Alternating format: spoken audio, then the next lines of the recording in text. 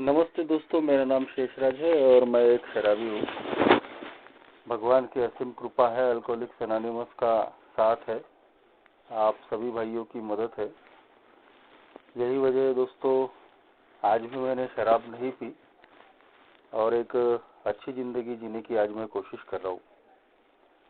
सबसे पहले तो दोस्तों very good morning group Pune का मैं बहुत बहुत आभारी हूँ, जिन्होंने आज मुझे अपने अनुभव साझा करने का मौका दिया। और जो टॉपिक रखा है, importance of a big book in my life, मेरी जिंदगी में एक ही बिग बुक का महत्व। बिल्कुल दोस्तों, आज मैं बोल सकता हूँ कि जो कुछ भी सात्विकता सोब्राइटी मैंने ए में पाई है, जितनी भी रिकवरी मेरी हुई है, उसमें अल्कोहलिक्स एनोनिमस की मीटिंग, ओल्ड टाइमरों का सहयोग, उसी तरीके से अल्कोहलिक्स एनोनिमस की ये जो हमारी बेसिक टेक्स्ट है, बिग बुक, इसका भी बहुत बड़ा रोल है दोस्तों। अगर मैं अल्कोहलिक्स एनोनिमस की इस बिग बुक को अपना स्पॉन्सर भी बोलूं तो भी कुछ अलग नहीं होगा, क्योंकि ए में स्पॉन्सर हम उसी को बोलते हैं कि जो हमको मार्गदर्शन करता है, और बिग बुक से बढ़िया मार्गदर्शक और कौन हो सकता है। एक लिविंग पर्सन तो हमारा मार्गदर्शन करता ही है, उसकी गरज तो हमको पड़ती ही है, लेकिन अल्कोहलिक्स एनोनिमस का बेसिक प्रोग्राम क्या है, बगैर किसी घालमेल के, यानी स्पष्ट तौर पे अगर ए के प्रोग्राम को अगर समझना है तो दोस्तों बिग बुक से बढ़िया और कोई चीज नहीं हो सकती। अल्कोहलिक्स एनोनिमस की ये बिग बुक लिखी ही उसी उद्देश्य से गई थी, जिसका नाम अल्कोहलिक्स एनोनिमस रखा गया। और इसी पुस्तक के नाम से दोस्तों आज हमारी फेलोशिप का भी नाम है। पूरी दुनिया अल्कोहलिक्स एनोनिमस नाम से हमको जानती है, हमारी फेलोशिप को,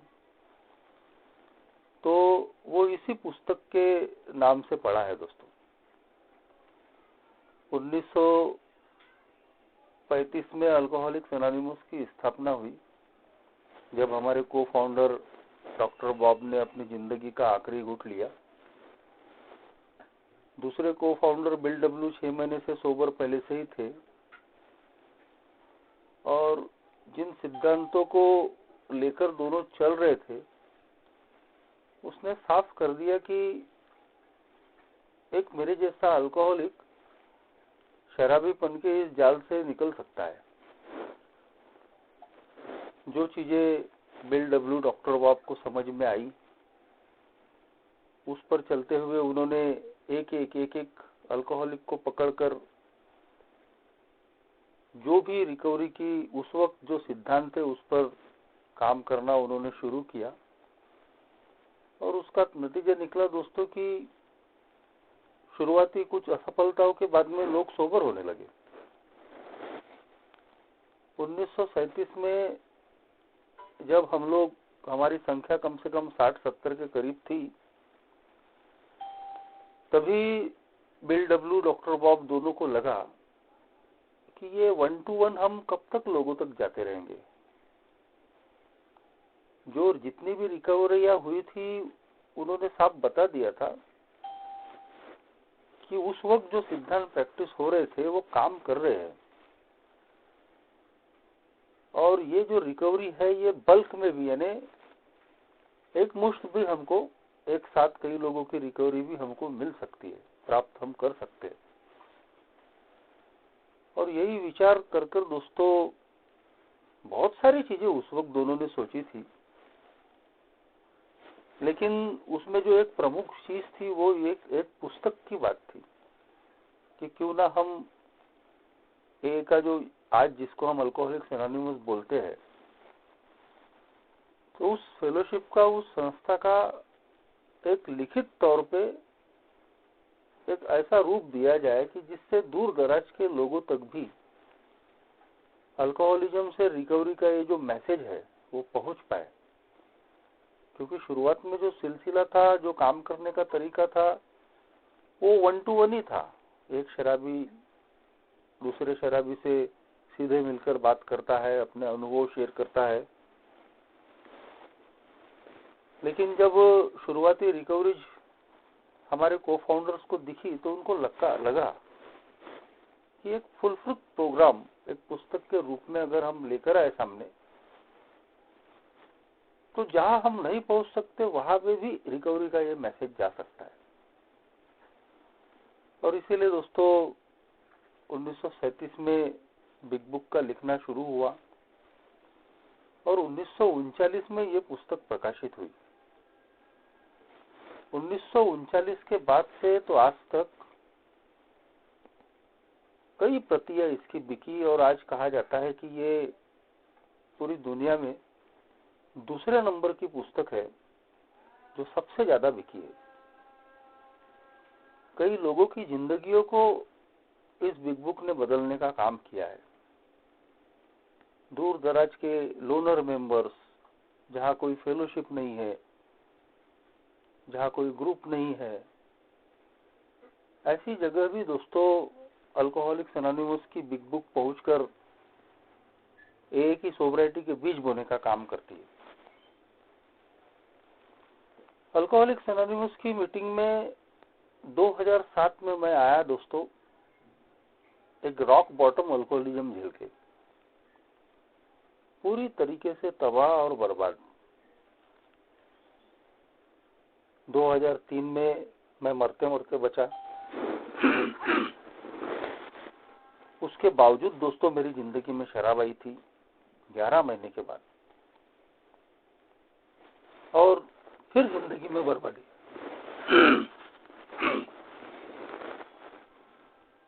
जिंदगी का लगभग हर फ्रंट में बर्बाद करके मैं आया था। अल्कोहलिक्स एनोनिमस का जो मैसेज मुझे मिला वो मेरे ही एक अल्कोहलिक दोस्त ने दिया था। साथ में ही हम शराब पीते थे, एक ही इलाके में हम रहते थे, और 2 महीने से कहीं तो भी दोस्तों वो शराब से दूर था। जब 2 महीने के बाद में वो मुझे मिला तो बोले मैंने शराब बंद कर दी है। बोले अल्कोहलिक्स एनोनिमस नाम की कोई संस्था है, उसकी मीटिंग में मैं जाता हूँ। और आखिरी के मेरे जो दिन थे दोस्तों, मैं भी कहीं तो भी शराब बंद करने की इच्छा लेके रास्ते तलाश कर रहा था। सारी कोशिशें मैंने करके देख ली थी, कोई भी उपाय काम नहीं कर रहा था। ना मेरा विल पावर चल रहा था, ना कोई मेडिकल हेल्प मद काम में आ रही थी। और ऐसे में सबसे बड़ी होप तो मेरे दोस्त की वजह से ही मिली कि ये व्यक्ति शराब से दूर हो सकता है तो मैं भी हो सकता हूँ। और जिंदगी में और कोई दूसरा ऑप्शन मेरे सामने में बचा भी नहीं था। मौत और जिंदगी का सवाल था। ऐसे में दोस्तों मेरे दोस्त के साथ में मैं अल्कोहलिक्स एनोनिमस की मीटिंग 2007 अगस्त में मैंने ज्वाइन की। आज भी याद है कि कुछ ही दिनों के बाद में उसी दोस्त ने मुझे 2 पुस्तकें दी थी। अल्कोहलिक्स एनोनिमस, ये जो हमारी बिग बुक जिसे कहते हैं वो, और शायद एक 12x12 12 कदम 12 परंपरा होगी, और दोनों हिंदी में थे। मगर दोस्तों कुछ ही दिनों के बाद में, शायद 2-3 महीने हुए होंगे, वो मेरा दोस्त फिर से शराब पीने लग गया। मगर ये भगवान की असीम कृपा रही कि मेरी भी परिस्थितियां बड़ी खराब थी उस वक्त, लेकिन मेरे मन में दारू पीने का विचार नहीं आया। और जिसका कारण मैं समझता हूं कि पहली ही मीटिंग से, इस अल्कोहलिक्स एनोनिमस की फेलोशिप से और ग्रुप से मैं ऐसे जुड़ गया था कि बिल्कुल जैसे पहले 24 घंटे नाम दारू का विचार मन में रहता था, तो एक ही पहली ही मीटिंग करने के बाद में वही विचार अब ए के बारे में होने लग गए थे। इतना पहले ही दिन जो ट्रीटमेंट मुझे इस मीटिंग में मिला, उसकी वजह से दोस्तों पूरी तरीके से इस फेलोशिप ने मुझे अपने अधीन कर लिया था। एक प्रेम और सहानुभूति का भूखा इंसान पहली ही मीटिंग में मुझे गले लगाया गया, हाथ मिलाया गया और बोले आते रहो, हमारा अच्छा हुआ तुम्हारा भी अच्छा होगा। एक सेंस ऑफ बिलोंगिंग इस मीटिंग में मिली कि यार नहीं, मैं अकेला नहीं हूं, मेरे ही जैसे और भी लोग हैं। और इस चीज ने चमत्कार कर दिया कि मैं निरंतर एक ही मीटिंग में आने लगा। तो जिसकी वजह से दोस्तों शुरुआती दिनों में बहुत ही खराब परिस्थितियां होने के बाद में भी दारू के विचार कभी नहीं आए। जब मेरे दोस्त ने शराब पीनी शुरू की तो दोस्तों मैं उसको फिर वापस लाने के लिए कोशिश करता था, उसके पास जाता था, उससे बैठता था, मिलके बातें करता था, लेकिन वो कहीं तो भी उस वक्त शुरुआत में तैयार नहीं था। आज वो दोस्त वापस आ गया है, वो भी अच्छी खासी सोब्राइटी है उसकी, लेकिन उस वक्त मुझे पहले आए हुए मेंबरों ने बोले कि फिलहाल बोले आप उसको छोड़ दो, बोले आप अपनी सोब्राइटी पे ध्यान दो बोले। मगर उसी वक्त और एक बात हो गई कि वो जो मेरा दोस्त है शराब शुरू करने के बाद में कुछ दिन के बाद में आया और बोले वो जो 2 पुस्तकें आपको मैंने दी थी, बोले वो थोड़ा दे दो, बोले मुझे उसका काम है। तो मैं बोला दोनों पुस्तकें क्या, एक ले जाओ, एक रखो। अब उसके मन में क्या था नहीं मालूम, लेकिन दोनों पुस्तकें वो लेकर चले गए। उसके बड़े भाई भी ए के मेंबर थे और शुरू से ही ए के बारे में ए का मैसेज उनको मिल चुका था, ए से वो परिचित लोग थे। लेकिन जैसे ही दोस्तों वो दोनों पुस्तकें वो मेरा दोस्त ले गया, पता नहीं क्या हुआ, मुझे कुछ तो भी अजीब सा लगा, ऐसा अधूरा अधूरापन लगा। बिग बुक की एक रीडिंग मैं उस वक्त कर चुका था उपन्यास स्टाइल में। मुझे हिंदी उपन्यास, नॉवेल्स पढ़ने के बड़े शौक थे और तरीका था जैसे ही पुस्तक पढ़ने बैठो तो 3.5-4 घंटे में उसको पढ़ के अलग कर दो। तो उसी स्टाइल से मैंने पहली बार बिग बुक पढ़ी थी। ज्यादातर चीजें तो बिल्कुल सर के ऊपर गुजर गई थी, कुछ ही चीजें ऐसा दिमाग में बैठ गई थी, लेकिन उस भाषा को मैं पूरी अच्छी तरीके से नहीं समझ पाया था। लेकिन वो पहली ही रीडिंग के बाद में क्या अटैचमेंट बिग बुक से हुआ पता नहीं, जैसे ही मेरे दोस्त ने वो पुस्तकें मेरे से ले गया तो मुझे अचानक लगा कि नहीं यार, ये चीज मेरे पास में होनी चाहिए। और मैंने फिर उसके बाद में इंक्वायरी की कि बोला ये पुस्तक कहाँ से मिलेंगी। हमारे शहर में इंटरग्रुप तब भी था और हमारे ग्रुप के आईजीआर थे, बुजुर्ग आदमी थे, तो वो इंटरग्रुप की मीटिंग में कभी कभार जाते थे। ग्रुपों के पास में उस वक्त हमारे वो लिटरेचर नहीं रखते थे, तो जब किसी को पुस्तकें लगती थी तो वो जो हमारे इलाके के आईजीआर थे वो इंटरग्रुप जाकर फिर जिसको भी जो पुस्तक लगती है वो लेकर आते थे। तो पहली फुर्सत में दोस्तों मैं उन व्यक्ति से मिला और मुझे बोला कि मुझे इस पुस्तक की गरज है। ए में आने के बाद में अगर कोई पहला लिटरेचर मैंने खरीदा होगा तो वो बिग बुक थी दोस्तों। ऐसा अटैचमेंट उसको पढ़ने के बाद में मुझे हुआ, जबकि बहुत सारी चीजें उसके अंदर की मुझे समझ में भी नहीं आई थी, लेकिन लगा कि नहीं ये चीज मेरे पास में होनी चाहिए। और उसके उस पुस्तक को फिर से प्राप्त करने के बाद में जब मैं बीच बीच में उसको पढ़ता था तो जितनी बार मैं पढ़ता था दोस्तों, उतनी बार मुझे कहीं तो भी अपने बारे में कुछ न कुछ नई चीजें पता चलती थी। आज भी अल्कोहलिक्स एनोनिमस की इस बिग बुक को रोज पढ़ना मेरा जारी है। और खास तौर पे ये जो 1.5 साल का जो लॉकडाउन रहा, कोरोना लॉकडाउन, इस कोरोना लॉकडाउन में तो मैं इतना नजदीक उसके गया, लगभग रोज मुझे उसको पढ़ना पड़ा। ईश्वर ने और अल्कोहलिक्स एनोनिमस की इस फेलोशिप ने कहीं तो भी इन 1.5 सालों में मुझे सेवा करने का भरपूर मौका दिया। ऑन इन एवरेज रोज कहीं तो भी स्पीकर मीटिंग्स मैंने इन लॉकडाउन में की। मेरे भी काम धाम सब ठप थे, घर में ही पड़ा होना रहना पड़ता था। और ऐसे में इस फेलोशिप ने मुझे इन 1.5 सालों में कंटिन्यूअसली इन्वॉल्व रखा। तो जब भी मुझे ऐसा लगा कि कोई ऐसा सब्जेक्ट है जिस पर हमको शेयरिंग करनी है और बिग बुक की आवश्यकता है, तो मैं उसको हमेशा पढ़ते रहता था। तो इन 1.5 सालों में बहुत ज्यादा मैं इस पुस्तक के नजदीक गया और इतना सब कुछ सीखने को मिला कि आज भी मैं उसको पूरी तरीके से बता नहीं सकता। तो इस बिग बुक की एक खासियत है दोस्तों कि जितनी बार हम उसको पढ़ते हैं, उतनी बार नए नए अर्थ इसके निकल कर आते हैं, जो हमारी अपने आप के बारे में जो जानकारी है दोस्तों, उसको और पुख्ता करने का काम करती है। शुरुआती दिनों में जो मेरे रिकवरी के रास्ते में जो रोड़ा बनने वाली जो चीजें थी, वो इसी बिग बुक की वजह से कहीं तो भी दूर हुई, ऐसा आज मुझे लगता है।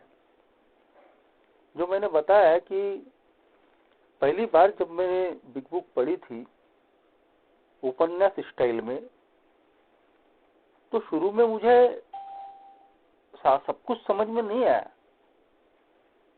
लेकिन एक दो चीजें मुझे वो बिल्कुल घर कर गई, दिमाग में बैठ गई, जिसने आगे मेरा जो रास्ता है ए में वो आसान कर दिया। ए में आते वक्त मैं पूरी तरीके से कंप्लीट नास्तिक में बन चुका था और भगवान, ईश्वर, धर्म, कर्म, इस पर मेरी कोई श्रद्धा नहीं रही थी।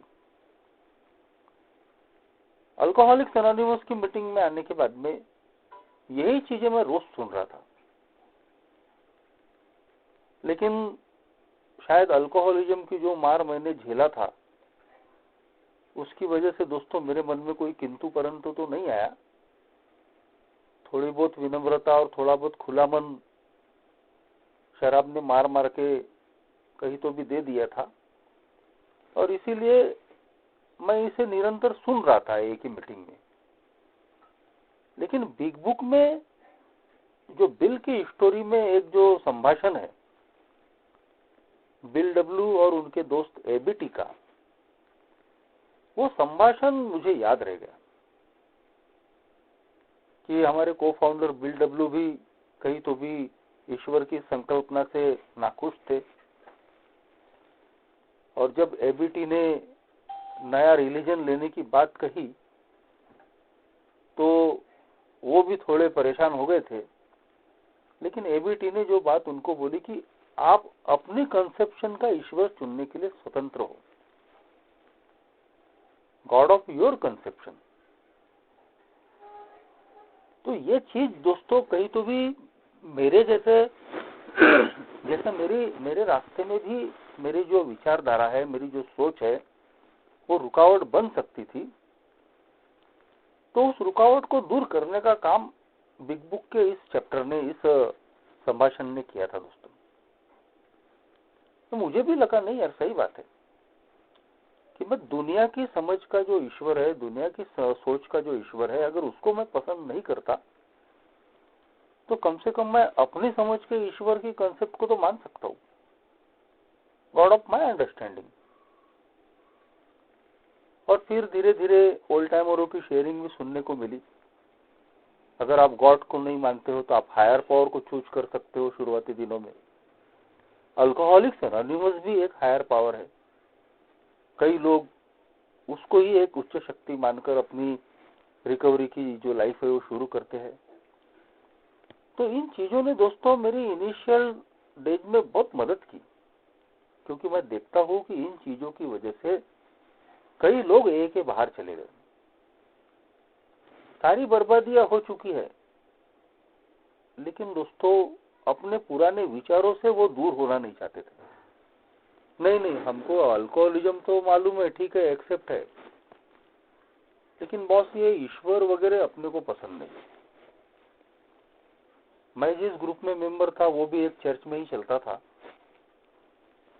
और इसलिए मैं अच्छे से अनुभव कर सकता हूँ कि बहुत सारे लोग कहीं तो भी एक शक संशय लेकर एक ही मीटिंग में आते थे। मेरे बारे में भी कहीं तो भी वैसी चर्चाएं उड़ा दी थी कि अरे वो तो चर्च में जाता है। ए में आने के 2 साल के बाद मेरी शादी हुई। तो शादी होने के कई दिनों के बाद मेरे बड़े साले ने मुझे बोला था, अरे हमें भी बोल रहे थे लोग कि तुम्हारा जवाई तो चर्च में जाता है। लेकिन दोस्तों ऐसे ही सोच और विचारों से ग्रसित होकर मैंने कई लोगों को कि हमारा धर्म परिवर्तन तो नहीं हो जाएगा, हमारे पर अपनी विचारधारा तो लादी नहीं जाएगी, ऐसे विचार करके बहुत सारे लोगों को मैंने ए के बाहर जाते हुए देखा। कई लोग तो ऐसे हैं कि जो रिकवरी पे चलते हुए सालों हो गए तो भी इस विवाद से अपने आप को मुक्त नहीं कर पाते। है ए में है, सोबर है, रिकवरी के रास्ते पे है, लेकिन अभी भी उलझे हुए हैं। हायर पावर क्या होता है, ईश्वर क्या होता है। तो मैं थैंक्स गॉड भगवान का आभारी हूँ कि कहीं तो भी मेरी सोच में जो रोड़े थे उसको हटाने का काम अल्कोहलिक्स एनोनिमस की इस बिग बुक ने किया दोस्तों। दूसरी एक बहुत महत्वपूर्ण चीज जो मैं याद रख पाया वो थी दोस्तों चैप्टर 5 में आध्यात्मिक बीमारी के बारे में जिक्र। और अगर जब तक आप अपनी आध्यात्मिक बीमारी पे काम नहीं करोगे तो आप मानसिक और शारीरिक रूप से स्वस्थ नहीं हो सकते। ये एक बहुत बड़ा रिविलेशन, एक वास्तविकता मेरी जिंदगी में अल्कोहलिक्स एनोनिमस की इस बिग बुक ने देने की कोशिश की। शुरुआत में मेरे हाल बड़े खराब थे, वजन 35 किलो का, शादी नहीं हुई थी, सोशल बॉयकॉट झेल रहा था, एक अच्छे व्यवसाय में गया था, मेरा व्यवसाय पूरी तरीके से शुरू होने के पहले ही मैंने खत्म कर दिया था। घर के हाल खराब थे, मानसिकता खराब थी, बराबरी के जो लोग थे वो आगे बढ़ चुके थे, साथ में पढ़ाई करने वाले दोस्त, प्रोफेशन के दोस्त। तो हमेशा कहीं तो भी आत्मग्लानि में, सेल्फ पिटी में मैं रहता था कि अपना क्या होगा। लेकिन उसके बावजूद दोस्तों कहीं तो भी इस बिग बुक में जो शुरुआती दिनों में मैंने जो थोड़ी बहुत जो बातें जो पढ़ी थी, जो मुझे याद रह गई थी, मैं आज उसका बड़ा आभारी हूँ कि उन्होंने मेरी जिंदगी की दशा और दिशा बदलने का काम किया। एक जो hope and strength big book से जो मिली कि आप अपनी रिकवरी पे ध्यान दो, और शराब से दूर रहना सिर्फ रिकवरी नहीं है। आज हमारी सबसे बड़ा चैलेंज है कि आज जो शराब बंद है वो फिर दोबारा शुरू ना हो, और उसके लिए मुझे अपनी आध्यात्मिक बीमारी पे काम करना जरूरी है।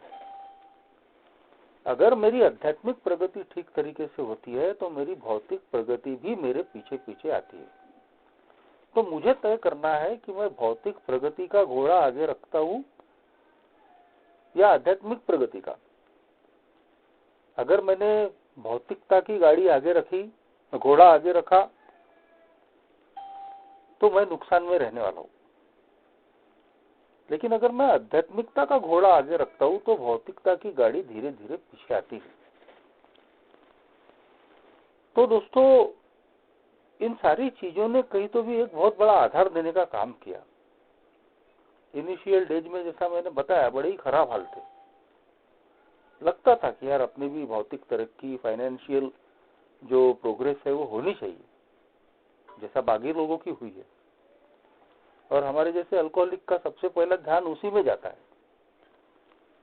लेकिन थैंक गॉड कि बहुत खराब हालत में भी दोस्तों मैं पैसों के पीछे नहीं भागा, निरंतर एक टच में रहा। अल्कोहलिक्स एनोनिमस का ये जो प्रोग्राम है 12 कदमों का, उसको प्रैक्टिस करने की मैंने कोशिश की। तमाम तकलीफें मैंने उठाई और तकलीफों से मैंने शुरुआती दिन निकाले। ए में आने के बाद में भी शुरुआत के कई साल दोस्तों बड़ी तकलीफ के मेरे गए। 2 साल के बाद में शादी होने के बाद तो और जिम्मेदारियां आ गई थी। बीच बीच में ऐसा फ्रस्ट्रेशन आता था कि जो प्रोफेशन है मेरा, अब उसमें तो कुछ बचा ही नहीं है राम, तो छोड़ दे के दूसरा काम कोई कर लेते कि जिसमें तुरंत कहीं तो भी पैसों की आवक हो जाए। लेकिन दोस्तों शुरुआती दिनों में ये कुछ चीजें जो समझने को मिली कि सब्र करो, प्रोग्राम प्रैक्टिस करो, धीरे धीरे आपकी जिंदगी में सब कुछ ठीक होते जाएगा। दूसरी तरफ मैं देख रहा था कि जो लोग अपनी सोबराइटी पे ध्यान नहीं दे रहे, एक प्रोग्राम को प्रैक्टिस नहीं कर रहे, इजी मनी के चक्कर में कहीं तो भी भौतिकता की भौतिक प्रगति के पीछे भाग रहे, तो धड़ाम से मुंह के बल पे गिरते हुए मैंने देखा। कोई सट्टे जुआ लॉटरी के चक्कर में फंस के दारू पी रहा है, कोई 2 नंबर के काम करके फंस के परेशान हो गया है। तो ऐसे में जो बिग बुक से मुझे सीखने को मिला कि हमारी बीमारी सिर्फ शारीरिक नहीं है, ये बीमारी एक स्पिरिचुअल मेलेडी है, आध्यात्मिक बीमारी है, और शराब बंद करना सिर्फ उसकी एक शुरुआत है। एक लॉन्ग टर्म सोबराइटी के लिए मुझे अपनी आध्यात्मिक बीमारी पे फोकस करना पड़ेगा, उस पर काम करना पड़ेगा। और यही जो मैंने सीखा दोस्तों, इसी की वजह से मैं मुश्किलात में भी मैं पैसों के पीछे भागा नहीं।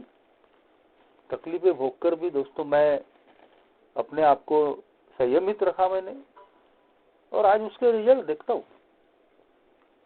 हर एक धंधे का एक गुडविल होता है,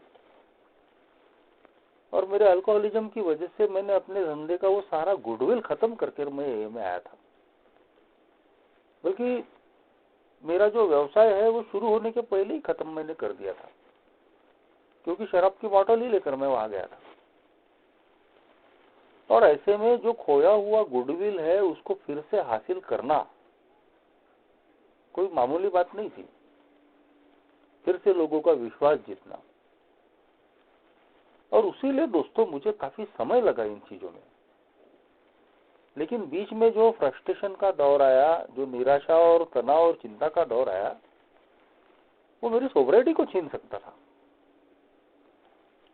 लेकिन वहां दोस्तों ये जो बिग बुक है ये मुझे स्पॉन्सर करते रही, एक मार्गदर्शक बनके मेरे पीछे बिल्कुल मजबूती से खड़ी रही। बीच बीच में मैं इसको रीड करते रहा, और मुझे अपने बारे में ही दोस्तों अनगिनत सच्चाइयां इस बिग बुक के माध्यम से मुझे पता चली कि कैसे मेरी जो पर्सनालिटी के डिफेक्ट्स है, चरित्र के जो दोष है, वही मेरी बर्बादी की जड़ है। अल्कोहलिज्म के दिनों को मैंने याद किया। शुरुआत के मेरे 3-4 साल तो बिल्कुल एक ही सर्विस में ही गए, और मैं कदमों पे काम नहीं कर पाया। रीडिंग मेरी बिग बुक की शुरू थी, और बिग बुक की रीडिंग से ही दोस्तों कहीं तो भी मेरी पर्सनालिटी की जो एग्जैक्ट स्थिति है कि कैसे मैं अंदर से अपने चरित्र के दोषों से भरा हुआ हूं, और इन्हीं चरित्र के दोषों ने मुझे अल्कोहलिक बनाया, मेरे अल्कोहलिज्म को बढ़ाने का काम किया। और आज एक ही सोबराइटी में अगर मैंने इन पर काम नहीं किया तो फिर कभी भी मेरी विकेट जा सकती है। तो एक तरफ तो रोज मीटिंग में मैं एक ओल्ड टाइमरों से चौथा कदम की बात सुनता था, तो दूसरी तरफ इस बिग बुक की वजह से ही दोस्तों मुझे मेरा एग्जैक्ट नेचर ऑफ रॉन्ग सामने में आया। मेरे चरित्र के दोषों की भयावहता समझ में आई कि ये कितने खतरनाक है। मैं अपनी सोब्राइटी को बहुत आसानी से सस्ते में नहीं ले सकता। मेरी शराब की दूरी चाहे कितने भी महीने कितने भी सालों की हो, लेकिन जब तक मैं बेसिक चीजों पे काम नहीं करूंगा, अपनी पुरानी सोच और तौर तरीकों को बदलने की कोशिश नहीं करूंगा, तो मैं सोब्राइटी के किसी भी मोड़ पे फिर मुंह की खा सकता हूं। और इसीलिए दोस्तों 4 साल के बाद ए में आने के मैंने अपना स्पॉन्सर चुना। इनिशियल स्पॉन्सर थे पहले, उन्होंने भी मुझे ए के बारे में काफी कुछ जानकारी दी, काफी कुछ सीखने को मुझे मिला उनसे। लेकिन जो मेरी हाउस क्लीनिंग प्रोसेस थी, अंदर से सफाई, वो मैंने 4 साल के बाद में शुरू की। और आज मैं अपने उस स्पॉन्सर का भी बहुत आभारी हूँ, जिनकी वजह से भी दोस्तों मुझे अपने आप को समझने में बहुत आसानी गई। लेकिन उन्होंने भी दोस्तों मुझे बहुत सारी चीजों को समझने के लिए बिग बुक का ही सहारा लेने के लिए बोला। बीच बीच में वो मुझे बिग बुक को पढ़ते रहने की हमेशा सलाह देते रहे कि जो मोरल इन्वेंट्री मैं लेना चाहता हूं, तो उसका बेसिक क्या है, मेरे अल्कोहलिज्म का बेसिक क्या है। एक ही मीटिंग में जो हम एक दूसरे के अनुभव सुनते हैं दोस्तों, वो हमारे अपने अनुभव होते हैं। और कई बार बोलते बोलते हमारे मुंह से ऐसी भी चीजें निकल सकती है जो मैं भी अनुभव करता हूं। सालों से मैं शेयरिंग कर रहा हूं, तो मैंने उसको अनुभव किया है कि कभी कभी अनवांटेडली भी बहुत कुछ हमारे शेयरिंग में निकल जाता है, जिसका ए के प्रोग्राम से, ए के बेसिक टेस्ट से कोई संबंध नहीं होता। और इसीलिए मेरे जैसे एक अल्कोहलिक की बातों पे भरोसा करने की बजाय कि वो 100% सच बोल रहा है या नहीं बोल रहा है, सबसे बेहतर रास्ता है कि ए का जो बेसिक टेक्स्ट है वो क्या कहता है, उसके पास जाकर वो पता करने की कोशिश करना। तो बिग बुक एक ऐसी चीज है दोस्तों कि जो हमारे शुरुआती दिनों के 100 और 100 से ज्यादा सदस्यों के अनुभव से निकली हुई है। बिल डब्ल्यू जरूर बिग बुक के पोर्शन लिखकर लाते थे, लेकिन वो डिस्कस होता था। और दोस्तों डिस्कस होने के बाद में बहुत सारी चीजें उसमें ऐड होती थी। तो लोगों के मिलजुल के अनुभवों के आधार पर यह पुस्तक बनाई गई है, जो कभी भी दोस्तों फेल नहीं हो सकती। जब भी हम बिग बुक पढ़ते हैं, मैं जब भी बिग बुक पढ़ता हूं, तो मुझे अपना आईना नजर आता है। और बहुत ताज्जुब भी होता है दोस्तों कि इतने साल पहले इन लोगों ने मेरे बारे में इतना कुछ एग्जैक्टली कैसे लिखा, क्योंकि उन लोगों ने दोस्तों उन सारी चीजों को भोगा था, जिया था। इसीलिए जब हम बिग बुक पढ़ते हैं तो उसमें हम अपने आप को देखते हैं। एक ही मीटिंग्स में जो जनरल शेयरिंग हम करते हैं, तो हमारी अल्कोहलिज्म नाम की बीमारी का पूरी तरीके से आइडेंटिफिकेशन नहीं मिलता। एक शुरुआती आइडेंटिफिकेशन मिलता है कि हम कैसे शराबी हैं, हम कंट्रोल ड्रिंकिंग नहीं कर सकते, दारू का विचार आया तो पागल बन जाते हैं। लेकिन जब हम बिग बुक में मोर अबाउट अल्कोहलिज्म पढ़ते हैं, तो अगर ईमानदारी से और खुले मन से हमने इस पुस्तक को पढ़ा है, तो कोई भी मेरे जैसा अल्कोहलिक वहां लिखी बातों को इनकार कर ही नहीं सकता। उसको स्वीकार ही करना पड़ता है कि हाँ यार, ये तो मेरे साथ में होता है, हुआ है। चाहे बिल डब्ल्यू की कहानी पढ़ो, या मोर अबाउट अल्कोहलिज्म पढ़ो, या डॉक्टर ओपिनियन पढ़ो, मेरे जैसे अल्कोहलिक की पूरी पिक्चर वहां पर आ जाती है और मेरी सारी कंसेप्ट खुल जाती है दोस्तों, कंसेप्ट क्लियर हो जाती है कि अल्कोहलिक यानी कौन, अल्कोहलिज्म क्या है, मैं अल्कोहलिक हूं या नहीं हूं। ये कई सालों के बाद में भी दोस्तों जब मैं आज भी पढ़ता हूं तो आज भी मुझे लगता है कि मैं अपने बारे में कुछ नई चीजें जान रहा हूं। हर बार ये मैंने खास तौर पे मैं बोलना चाहूंगा कि जितनी बार हम बिग बुक को पढ़ते हैं उतनी बार दोस्तों मुझे अपने आप के बारे में कुछ और ज्यादा नया पता चल रहा है। ठीक उसी तरीके से अल्कोहलिज्म एक बार जब मैं स्वीकार करता हूं तो उससे निकलने का रास्ता मेरे पास में क्या है।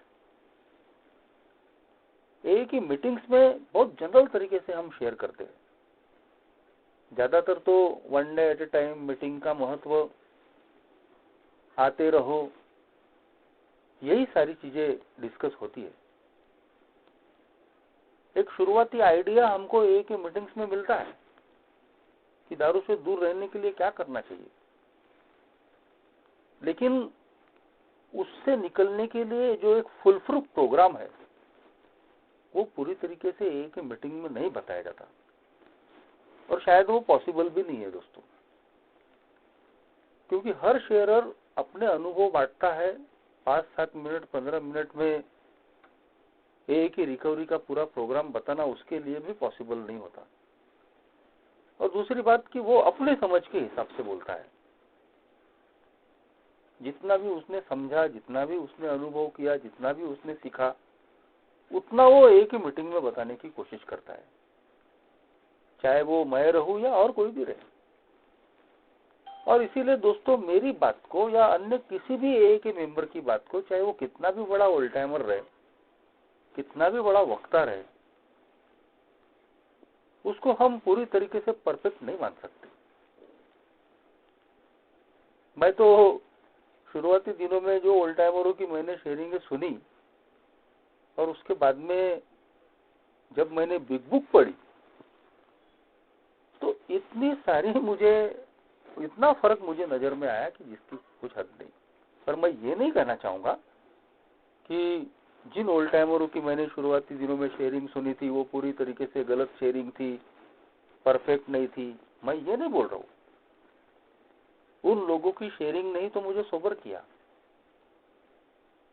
उन मेरे पहले आए हुए लोगों की शेयरिंग से ही तो मुझे होप एंड स्ट्रेंथ मिली, मैं शराब से दूर हो पाया। लेकिन इस प्रोग्राम के बारे में जो डिटेल्ड जानकारी है, मेरी जो अपनी एग्जैक्ट नेचर है, मेरा एग्जैक्ट मेरी जो वास्तविकता है, ये दोस्तों बिग बुक पढ़ने के बाद ही मुझे समझ में आई। पूरी तरीके से जो पिक्चर क्लियर होने की जो बात है, क्या है अल्कोहलिज्म की वो छोटी छोटी वो चीजें और उससे निकलने का रास्ता, कैसे ये स्पिरिचुअल मेलेडी है और उसके लिए मुझे क्या करना पड़ेगा, हाउ इट वर्क्स, ये जो प्रोग्राम है ये कैसे काम करता है, क्या करना पड़ेगा मुझे, ये तो दोस्तों मुझे बिग बुक पढ़ने के बाद ही समझ में आया। मैं अपने अनुभव शेयर कर रहा हूँ, इसीलिए मैं अपने अनुभव पर ही फोकस कर रहा हूँ दोस्तों कि मैंने क्या समझा और मैंने क्या अनुभव किया। बहुत ज्यादा किताबी बात मैं इसीलिए नहीं कर पा रहा। और एक चीज मेरे साथ में हुई, में शुरू से ही मैं सर्विस में था, ग्रुप लेवल के बाद में मैं इंटर ग्रुप की सर्विस में आया, फेलोशिप में मैं इन्वॉल्व रहा। तो आज से लगभग 8-9 साल पहले की बात है, हमारे शहर के जो रीजनल ट्रस्टी थे सुब्बा, उनके साथ में भी मुझे काम करने का मौका मिला। तो ऐसे ही बातचीत करते करते उन्होंने मुझे बोला कि बोले बिग बुक पढ़ी है? बोला हाँ पढ़ी है। अच्छा कौन सी लैंग्वेज में पढ़ी है? मैंने बोला हिंदी में। ओके कोई बात नहीं, एक बार इंग्लिश में पढ़ो बोले। और सही में दोस्तों वो सजेशन जो है वो बहुत काम में आया। जब इंग्लिश में जब मैंने बिग बुक पढ़ी तो इस ए के प्रोग्राम को समझने में और ज्यादा मुझे मदद मिली। इसका मतलब ये नहीं है कि हिंदी की जो बिग बुक है वो पूरी तरीके से काम कारगर नहीं है या हमको मदद नहीं करती, ऐसा बिल्कुल नहीं है। लेकिन जो अनुवाद का जो प्रॉब्लम है वो मैंने महसूस किया है दोस्तों, कि जो ओरिजिनल इंग्लिश टेक्स्ट बुक है उसमें और जो अनुवाद किया गया है हिंदी के मुकाबले, मैं मानता हूं कि मराठी का अनुवाद बहुत बढ़िया है। मैंने मराठी में भी बिग बुक पढ़ी है। लेकिन शुरुआत में जैसा मैंने बताया कि मैं हिंदी के ज्यादा टच में रहा तो मैंने हिंदी बिग बुक ज्यादा प्रिफर की थी। तो जब मैंने इंग्लिश बिग बुक पढ़ी दोस्तों, तो ये प्रोग्राम और ज्यादा मेरे सामने में खुल के आया, क्योंकि वो बेसिक टेक्स्ट थी। एक जो क्या बोलते हैं मराठी में मूल गाभा किसी चीज का, वो समझने में मदद मिली। अब हर कोई इंग्लिश नहीं जानता तो हर कोई इंग्लिश पढ़ नहीं सकता, और इसीलिए चाहे वो हिंदी का अनुवाद हो या मराठी का अनुवाद हो, ये भी चीजें दोस्तों हमारी रिकवरी में बहुत ज्यादा मदद करती है। लेकिन जो इंग्लिश पढ़ना जानते हैं उन लोगों ने दोस्तों इंग्लिश बिग बुक का भी बिल्कुल फायदा लेना चाहिए, क्योंकि वो बेसिक टेस्ट है और उसको पढ़ने के बाद में ए के प्रोग्राम के बारे में और ज्यादा हमारे कंसेप्ट क्लियर होते हैं। तो ए के प्रोग्राम को समझने का मतलब ही मेरे लिए दोस्तों अपने आप को समझना है। स्पिरिचुअल प्रोग्राम, आध्यात्मिक प्रोग्राम का अर्थ मैंने यही लगाया कि अपनी आत्मा का अध्ययन करना। ए की मीटिंग में मैं आता हूँ, ए के प्रोग्राम को मैं प्रैक्टिस करता हूँ, ए के लिटरेचर को मैं पढ़ता हूँ, तो मैं दूसरों की इन्वेंट्री लेने के लिए नहीं पढ़ता या अपने ज्ञान का घमंड बताने के लिए नहीं पढ़ता कि देखो मुझे कितना नॉलेज है, बिग बुक के सारे पेज नंबर, लाइंस याद है। ये मैं कभी अपनी शेयरिंग में नहीं करता दोस्तों। बहुत कम मैं ए के बिग बुक के कुछ उदाहरण कोट करता। बाकी मेरी कोशिश यही रहती है कि मैं उस चीज से क्या सीखा, मेरी अपनी जिंदगी में क्या परिवर्तन आए, इस पर ज्यादा मैं फोकस करता हूँ। और उस हिसाब से दोस्तों बेशक जरूर मैं बोल सकता हूँ कि अल्कोहलिक्स एनोनिमस की ये जो बिग बुक है, ये मेरी जिंदगी को बदलने वाली एक पुस्तक है। मेरा सही तरीके से अपने आप की जानकारी बढ़ाने वाली एक पुस्तक है। और आज दोस्तों अल्कोहलिक्स एनोनिमस की बिग बुक को रीडिंग करना, उससे जानकारियां लेना, ये मेरे दैनंदिन जीवन का एक हिस्सा बन गया है। जितनी बार मैं उसके करीब जाता हूँ, जितनी बार मैं उसको खोलकर पढ़ता हूँ, उतनी बार दोस्तों मुझे इस प्रोग्राम के बारे में और ज्यादा अच्छी जानकारी आती है और अपने बारे में मेरी अंडरस्टैंडिंग बढ़ती है।